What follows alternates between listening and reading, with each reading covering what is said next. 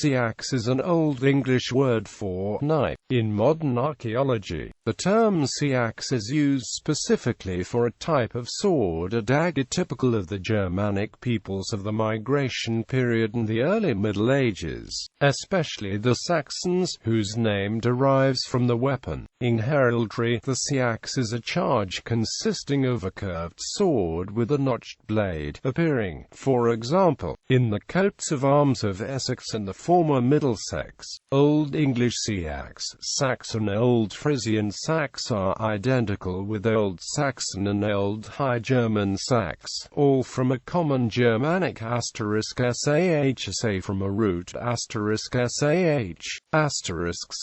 to cut.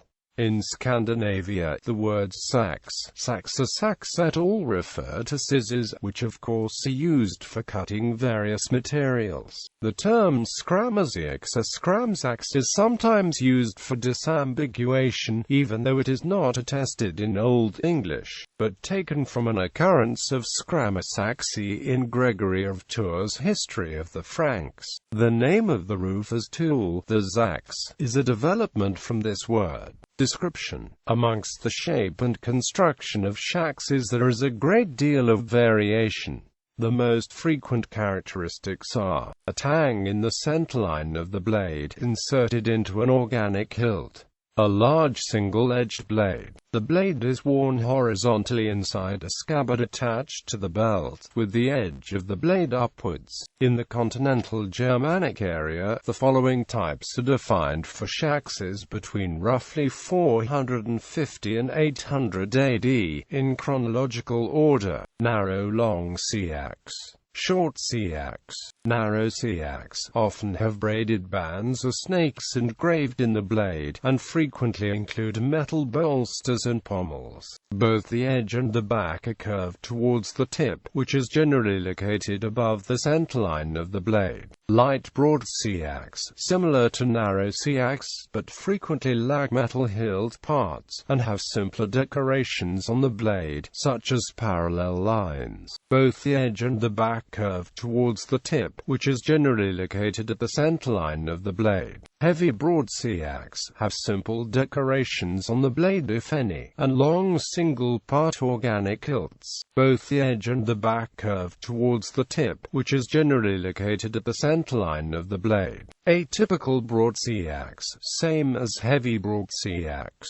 Long seax blades are 50 cm longer, often with multiple fullers and grooves, pattern-welded blades, and long hilts similar to broad saxes. The edge is generally straight, or curved slightly towards the tip. The back either curves gently, or with a sharp angle towards the tip, which is located below the centerline of the blade. The general trend, as one moves from the short to the broad seax, is that the blade becomes heavier, longer, broader and thicker. Long saxes, which arrived at the end of the 7th century, were the longest of the seax. These were narrower and lighter than the predecessors. Initially, these weapons were found in combination with double-edged swords and were probably intended as sidearm. For the 7th century onwards, saxes became the main edged weapon, sometimes in combination with small side knives. The rest of Europe followed similar development, although some types may not be very common depending on location. In England, long saxes appear later than on the continent, and finds of long saxes remain very rare in comparison to finds of swords throughout the period. Another typical form of the seax is the so-called broken back style seax. These saxes have a sharp angled transition between the back section of the blade and the point, the latter generally forming 1/3 to 3/5 of the blade length. These saxes exist both in long seax variety and in smaller blades of various lengths. They occurred mostly in the UK and Ireland, with some examples in Germany around 8th–11th century. Some examples have pattern-welded blades, while others have inlays of silver, copper, brass, etc.